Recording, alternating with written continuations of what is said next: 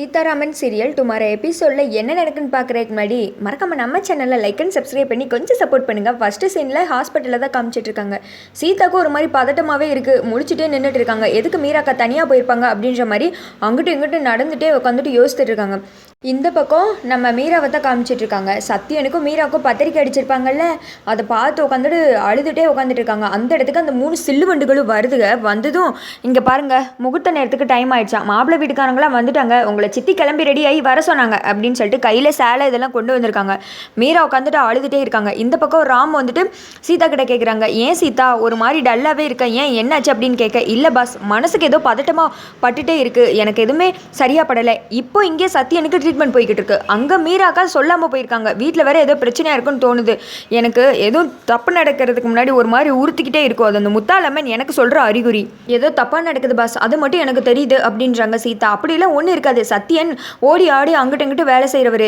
ஆனால் இப்போ திடீர்னு இப்படி படுத்த படுக்கையாக இருக்கார்ல, அதை பார்த்து கூட மீரா கஷ்டப்பட்டுருக்கல, அதனால தான் போயிருப்பாங்க அப்படின்றாங்க.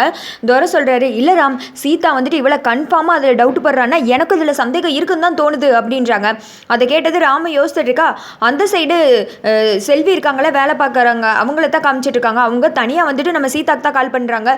சீதாம்மா நான் சொல்கிறத கொஞ்சம் பொறுமையாக கேளுங்க, ஒரு முக்கியமான விஷயம், தயவுசெய்து எதுவும் பேசிடாதீங்க, இங்கே மீராம்மா வாழ்க்கையே போக போகுது அப்படின்னு இந்த பக்கம் பேசிக்கிட்டு இருக்கா. அங்கிட்டு மகாவா அர்ச்சனா இருக்காங்களே, இந்த செல்வி திருட்டு முழிக்காரி, அவளை காணுமே எனக்கு என்னமோ டவுட்டாக இருக்குது வாங்க அப்படின்னு சொல்லிட்டு அந்த பக்கம் அவங்க 2 பேர் தேடி வந்துக்கிட்டு இருக்கா. இவன் இங்கே ஃபோன் பேசிகிட்டு இருக்கதை பார்த்துடுறாங்க. செல்லை பிடிங்கி டக்குன்னு கீழே போட்டு உரைச்சி, உனக்கெல்லாம் அறிவில்லைல, நான் நினச்சேன் வேலை பார்த்து சம்பளம் வாங்குறது எங்ககிட்ட, ஆனால் நன்றி மட்டும் அந்த சீதா கிட்டையா, இரு உன்னை வச்சுக்கிறேன், நாங்கள் இங்கே கஷ்டப்பட்டு பிளான் போட்டு ஒருத்தனை அடித்து ஹாஸ்பிட்டலில் படுக்க வச்சு இங்கே கல்யாணம் ஏற்பாடு பண்ணால் நீ வெறும் 10 பைசாக்கு ஒரு ஃபோனை போட்டு கல்யாணத்தை நிப்பாட்டிடுவேல, ஒன்று குன்றும் பார்த்துக்கோ, ஒழுங்க போய் இந்த மீரை கிளம்பிட்டாலன்னு பார்ப்பா அப்படின்னு சொல்லிட்டு அமுச்சு விட்டதுமே அந்த திக்க சீதா சொல்லிக்கிட்டு இருக்காங்க, பாஸ் நான் தான் சொன்னல எனக்கு என்னமோ டவுட்டாக இருக்குன்னு பார்த்துங்க, இப்போ மீராக்கா வாழ்க்கையே போக போகுது, நான் நினச்சது இப்போ சரியாக இருக்குது அப்படின்னு சொல்லிட்டு அவங்க யோசிச்சுட்டு இருக்காங்க. அப்புறம் மீராவை தான் காமிச்சிட்டு இருக்காங்க. மீரா அழுதுகிட்டே இருக்க, இந்த 3 சில்லு பண்டுகளும் ரெடியெல்லாம் பண்ணி விட்டுறாங்க. மீரா அப்படியே சில மாதிரி உட்காந்துட்டே இருக்காங்க.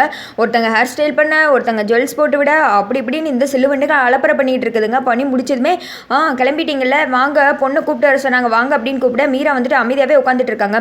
யார்கிட்ட அந்த தையல்காரி சவால் விட்டுக்கிட்டு இருக்கா, எங்கே சித்திக்கிட்டேவா, கடைசியில் பார்த்தீங்களே யார் நினச்சது நடந்திருக்குன்னு, அவளை ஒரு ஆளுன்னு அவளுக்கு ஏண்டுக்கிட்டு நீங்கள் பேசுனீங்க என்ன, இப்போ யார் ஜெயிச்சது, வழக்கம் போல் எங்கள் சித்தி தானே அப்படின்னு சொல்ல அஞ்சலி சொல்கிறாங்க. இந்த கல்யாணத்தை நான் வீடியோ எடுத்து அந்த தையல்காரிக்கு அமுச்சு விட போகிறேன், அப்படியே அந்த இடத்துல தூக்கு மாட்டி சாக போகிறா பாரு அப்படின்னு சொல்லிக்கிட்டு இருக்க.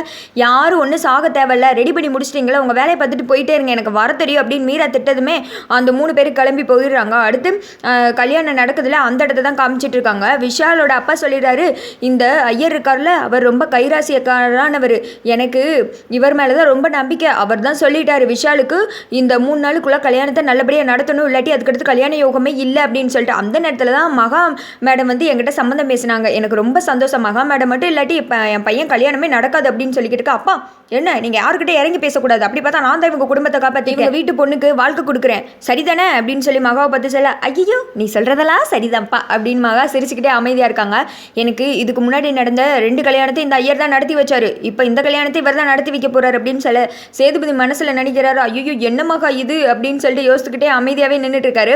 அடுத்து மீராவை கூப்பிட்டுவாங்க அப்படின்னு சொல்லிட்டு இருக்க மீராவும் வர்றாங்க. மெதுவாக வந்து உட்காந்ததுமே பாத்தியா அந்த சத்யன் இருக்கானே அவனை அடித்து படுக்க போட்டு இப்போ ஒன்றை ஏன் இடத்துல உட்கார வச்சுருக்கேன், இப்போயாவது இந்த விஷால் யாருன்னு தெரிஞ்சுக்கோ, இன்னும் கொஞ்ச நேரத்தில் நீ என்னோட மனைவியாக போகிற அப்படின்னு சொல்லிட்டு தாலி கெட்ட போகிற நேரத்தில் மீரா கையிலேருந்து ரத்தமாக சொட்ட ஆரம்பிச்சிடுது. ஐயோ என்னாச்சு இது ரத்தமாக சொட்டிக்கிட்டு இருக்கு அப்படின்னு சொல்லிட்டு இவங்க எல்லாருமே ஷாக் ஆகிற, பரவாயில்ல ரத்தம் சொட்டினாலும் நான் இந்த கல்யாணத்தை நடத்தியே தீர்வேன் அப்படின்னு சொல்லிட்டு விஷால் வந்துட்டு தாலி கட்ட போகிறாரு.